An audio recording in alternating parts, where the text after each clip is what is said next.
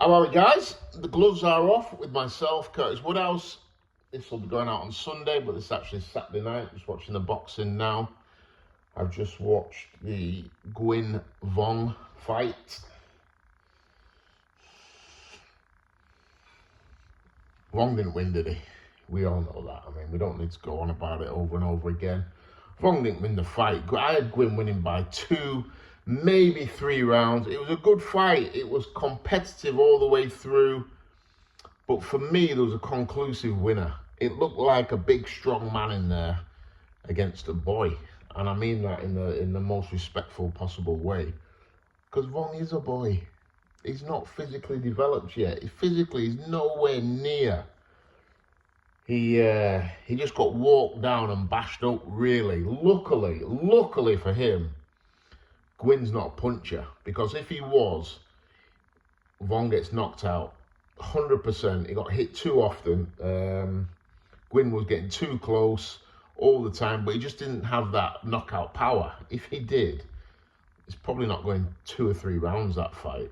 And I felt sorry for Vong, because in my opinion, he's been put in a situation he's not ready for. And I see this a lot, and I've spoke about this on the channel before. Why does everything have to be put in the microwave? I don't get it. Why are we rushing all the time? We've got is he 19, Cameron Vong?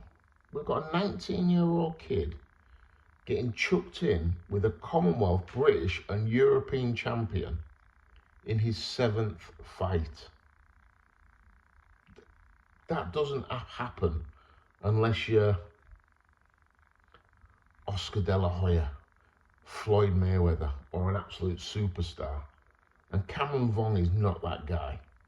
You know, I'm all for the hype and I love all that. And you know what? He's got loads of potential.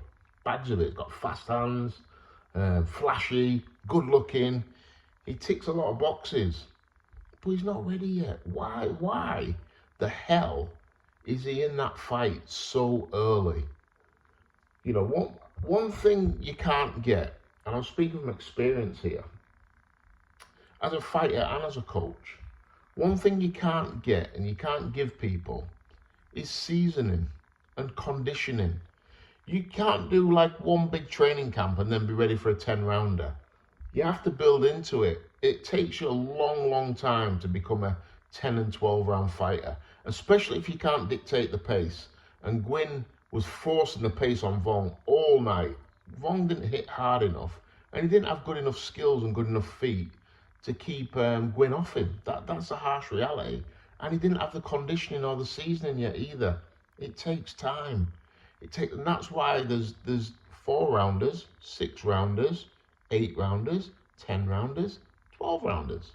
So you can navigate as it goes. I remember my first fight, it was 4 2-minute rounds, my first professional fight. And after the fight, I was laid on the floor like I just ran the marathon. I was exhausted.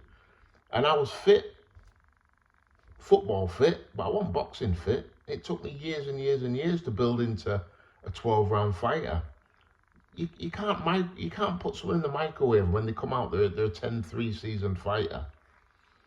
I just think I would be shocked, absolutely shocked, if this fight was chosen by Nigel Travis and Jamie Moore. Shocked. Because they get it. They've been in the game forever. Really good coaches, you know. Jamie was a very good fighter, seasoned fighter, 12-round championship fighter. He will know you can't microwave things. You got to take your time. But everybody wants it now. And everybody wants a return on their investment. Managers, promoters, everyone wants it now. And everybody wants to be on the big shows. Now. I want it now. Take your time. You know, so like I train and manage 5 fighters. The eldest one's 23. So they're all young. They watch the boxing. They all can't wait till I get on the big shows. Well, being on the big shows is not the aim. Being on there and winning and staying on there is the aim, not just getting on. So when the time's right, and everyone develops at different ages, you know, everyone develops at different times. When the time's right, you'll get on the shows. and you'll be there to stay, because by that time they'll have been developed. I've just put on my Twitter, someone said, what now for Cameron Vong? I'll tell you what I'd do with Cameron Vong now. I would rest him up now for the rest of the year, obviously as it will. I'd fight him again probably in February, March time, off TV. I'd fight him up in the northeast where he's from, in an 8-rounder, which Matchroom can finance. So whoever putting the show on up there can help him out and stick him on. I'd box him 7 times next year. I'd have 2 of them on TV, and I'd have 5 of them off TV. And I'd develop him. And you know what I'd do the year after that? Exactly the same. Exactly the same. 5 off TV, 2 on TV. And then maybe the year after, then you've got someone at 18, 19 and 0, physically developed, loads of experience, and then that fight against Gwyn, or someone like Gwyn, who's a former champion, Vong then looks $1 million. And then you've not put him in the microwave. What you've done is you've got your chicken, okay? And you've done this thing what no promoters or managers want to do these days. You put a bit of seasoning on it. You've left it in the oven to marinate. And then when you come out, you cut into the chicken and you're like, oh, wow, it's beautiful. You can't put chicken in a microwave and just ping it like they're trying to do with Cameron Vong. Take your time. And this happens over and over and over again. What is the rush? So if Cameron Vong won, I forgot he won. We didn't win, did he? But what do they do with him now? They're gonna move him on to the next level. And you watch the fight. You look at Jack Cattrall after that fight. The camera pans to him. Look at his face. He knows that he did not win that fight. You look at Jamie Moore. They know they didn't win that fight. And they're clever people. They'll be saying to his team around him, whoa, listen, pump the brakes here. Otherwise you're going to break this kid. You can't move him on further from that. You need to move him down. Or even make it look like you're staying at that level with someone who's not really at that level, but might have a record that looks sexy. But like I said, my advice would be I'd get him out February, March, June. I'd have 3 fights now away from TV, and then get him back on TV next summer.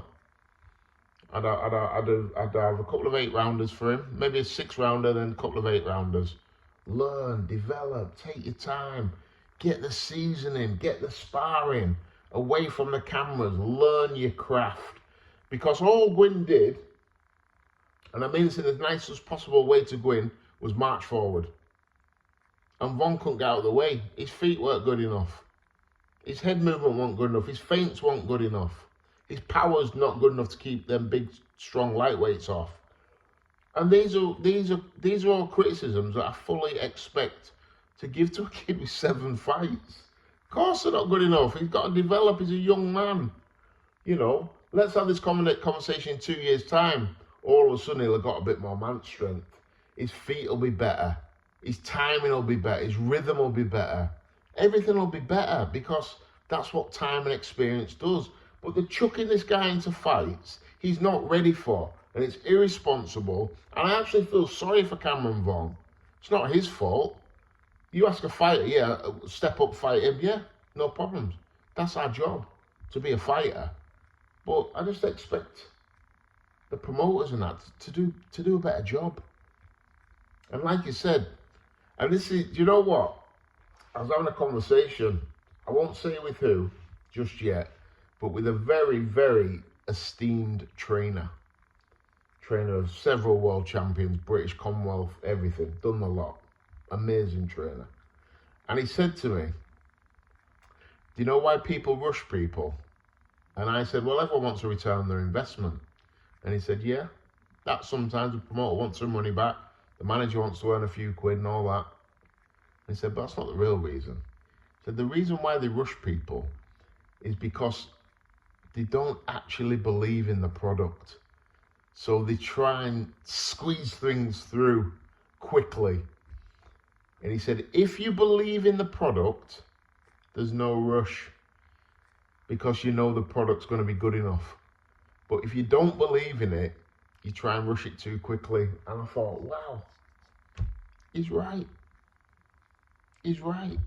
If you believe in it, what's a rush? Take your time, relax. Let the kid be what he's going to be. But tonight, obviously last night, since he's going out on Sunday, it was like we've been given this is going to be Superman. Then all of a sudden, we've just seen Superman without his cloak. And it's not his fault. Slow down, marinate the chicken. Let's get back to building fighters. Not every fighter has to be on TV. They don't need to be instant stars. There's nothing wrong with having 3 or 4, 5 fights a year off television and then sprinkle them on TV when they're ready. Okay? I feel like I'm telling these promoters how to do their job. Maybe a few of them need to start thinking a little bit more long term instead of like show by show by show.